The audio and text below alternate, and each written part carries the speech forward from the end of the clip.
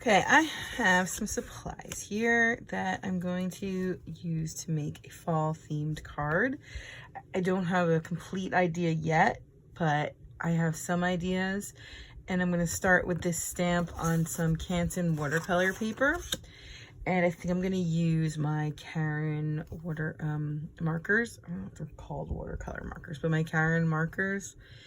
And play around with them in some of these same colors. So that this I printed out on my computer, on my printer.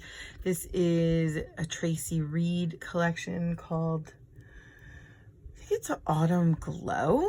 I will definitely check and I will link that digital kit in the description below. And this stamp is called Simon Says stamp. It's called All Leaves, and it's a 6x6 cling stamp. So I'm gonna start with that, and then we'll see what I come up with. So I was looking at this paper, and I wasn't loving all the colors with the Karen marker selection with my chart.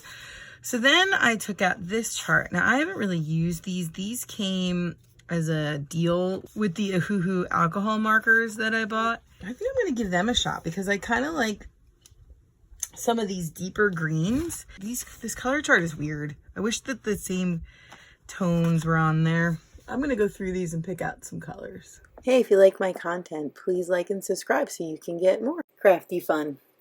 So the first thing I did was heat emboss that stamp with some copper embossing powder that I got at a church sale. I think it's a little old because it has some clumps, but it worked perfectly fine. Because this is on watercolor paper, Canson watercolor paper, I did stamp this 3 times with versified ink because it's kind of hard to see, and this is a really thin lined stamp, but it was kind of hard to see if it was getting all covered, so I just did it 3 times. And then I had to dump almost the entire container. See the clumps? I should have played around with those clumps and gotten them out, but and like it was the whole container to get this whole thing covered because it's a 6x6 stamp, but it worked out. I just poured it all back in. The clumps gave me a little bit of trouble with that, and then I vacuumed. I just got this little vacuum on Amazon. Did it off camera. It took a little while because it's such a big stamp, and then I went to watercoloring with my Ohuhu watercolor markers, which maybe they're good with lettering, which maybe I'll try out next, but I was not happy with them for this kind of technique. If you want to see me go through this process, I have a video linked below. For this video, I just skipped through fairly quickly because, frankly, it was a painful process. When it was dry, I just added some Pro White for some splatters to kind of go along with the messy look. So next I'm going to cut this by 5 1/4 by 4 inches for an A2 card, and then I also cut that cardstock at the same size, which is 5 1/4 by 4. And to go with the kind of messy look of that watercolor, I decided to rip the paper with the white facing up.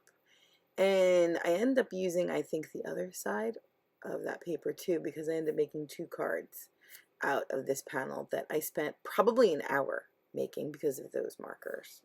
This is where I decided I was going to make 2 cards with that panel, so I decided to mark that panel with little marks to show where I want to cut it in a diagonal so that I have 2 pieces, because both of my cards are going to have a little angle to them.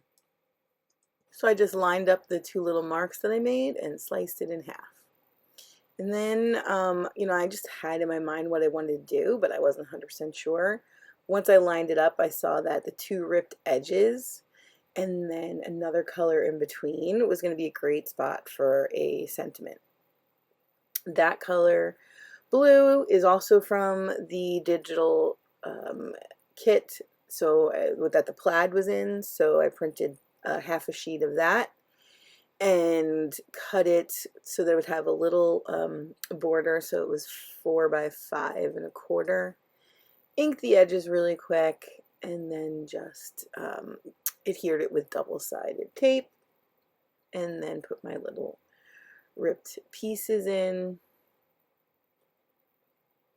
And then I always like to glue the ripped edge just so that I can make sure that it's like really adhered down. And then I do the same thing with that ripped edge. And I just eyeball it. I try to use a T-square to make sure it's straight, and it's crooked anyway, so. Next step was to cut out a die cut that I had that said "For You," and it's kind of really thin and flimsy, and I wanted to stack them. So I put low tack tape on the back. I kept a little, the piece that I cut it out of. And then I use that to stack it so that the letters don't get like stretched out.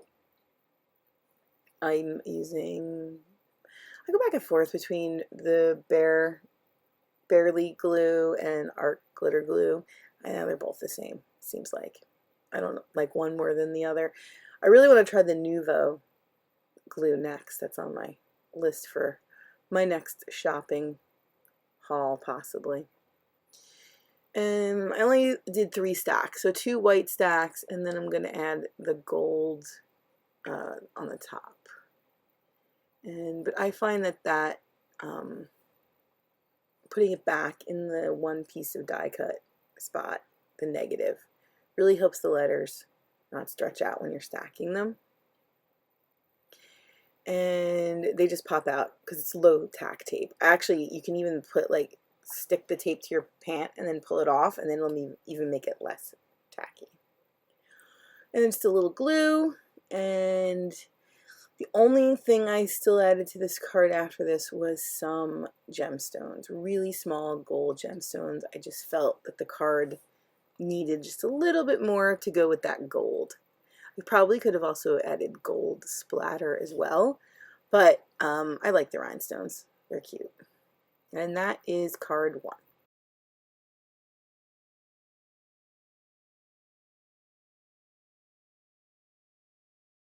So card 2 was actually the card that I had first envisioned when I started making this background.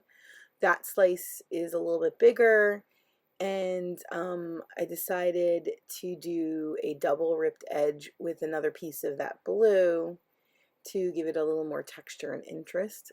Originally I didn't think of that, but then when I printed that blue out, it kind of came to me.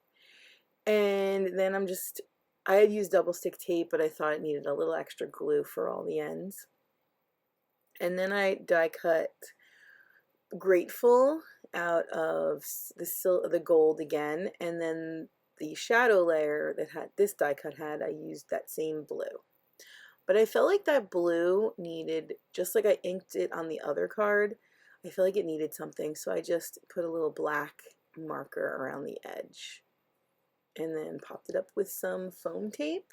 So far, my favorite foam tape, which is actually from the Dollar Tree, it's super sticky. You just have to really commit though when you put it down, because you're really not getting it up. And then there were some die cuts from the same kit that I printed the plaid and the navy paper from. I thought those flowers were really cute, so I decided to add them to the sentiment, and then one little leaf that's also from the kit at the bottom, and I call that card done. Thanks so much for watching. Have a crafty day.